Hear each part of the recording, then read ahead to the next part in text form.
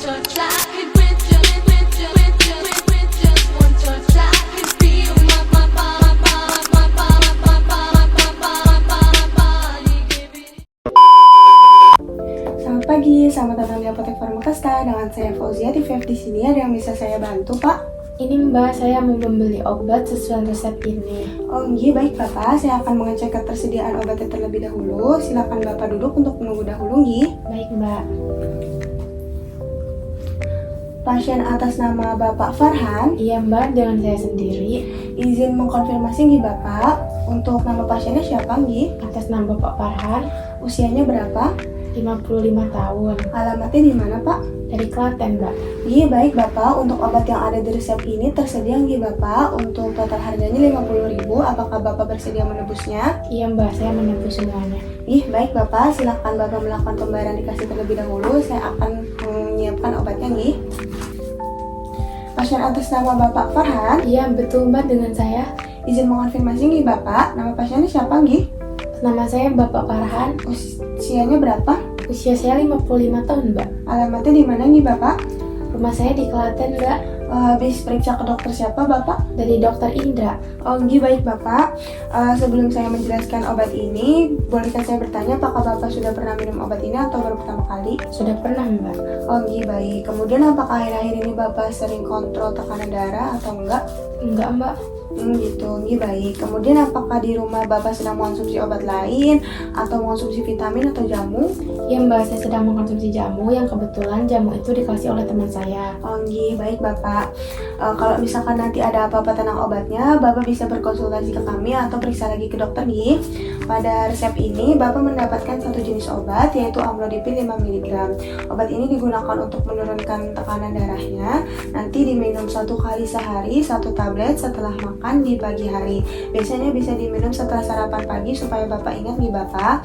Kemudian nanti untuk efek sampingnya mungkin kayak terasa pusing, wajahnya hangat atau merah dan bengkak pada kaki. Kalau misalkan nanti Bapak merasa pusing, Bapak bisa berbaring atau duduk sampai nanti pusingnya hilang sendiri. Terus kalau misalkan nanti wajahnya terasa hangat atau kemerahan itu normal ya Bapak, nanti bisa hilang sendiri kok.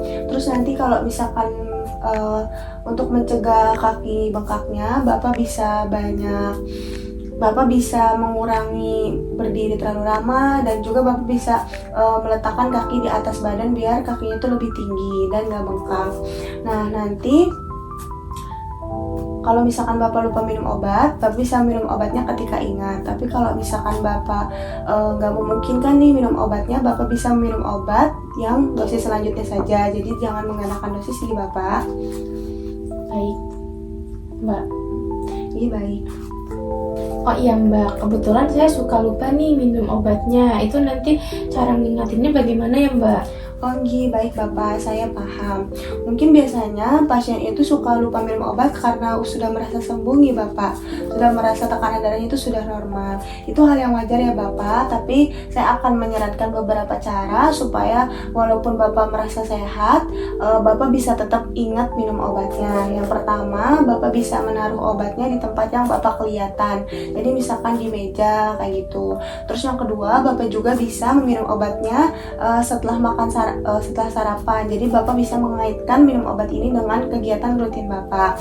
Kemudian jika memungkinkan, Bapak bisa meminta kepada keluarga Bapak kayak istri atau anak untuk mengingatkan minum obatnya.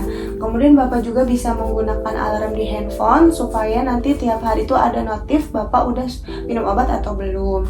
Terus Bapak juga bisa menandakan di kalender dan bisa checklist kalau Bapak sudah minum supaya nanti obatnya bisa diminum secara teratur. Nah, kemudian obat ini sambil minum obatnya Bapak juga bisa banyak olahraga kayak jalan kaki minimal 30 menit sehari, terus bisa bersepeda, terus melakukan aktivitas-aktivitas ringan lainnya.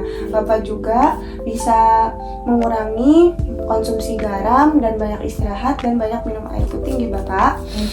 Kemudian nanti obatnya ini nanti disimpan di kotak obat nih Bapak. Jika belum ada kotak obat, Bapak bisa menyimpannya di tempat yang kering, sejuk. Jadi jangan terlalu panas, jangan terlalu dingin, dan dijauhkan dari jangkauan anak-anak dan jauhkan dari sinar matahari langsung.